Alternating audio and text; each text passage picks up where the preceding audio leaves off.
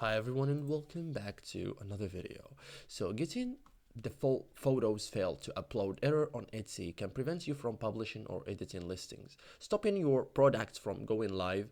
So luckily this issue is usually caused by file, connection or app problems. So in this guide, I'll show you step by step how to fix the photos failed to upload error on Etsy in 2026 quickly and correctly. Okay, so first thing, check image file requirements. So Etsy images must meet platform limits.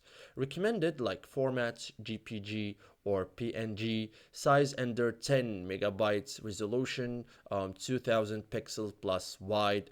Okay, so converts iPhone photos if needed.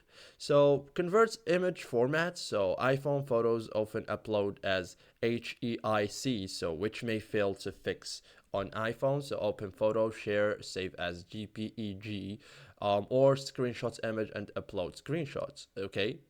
On desktop, convert using image converter, okay, tool and save as JPG or PNG and retry upload. Okay, you can reduce image file size also, so large images frequently fail during upload.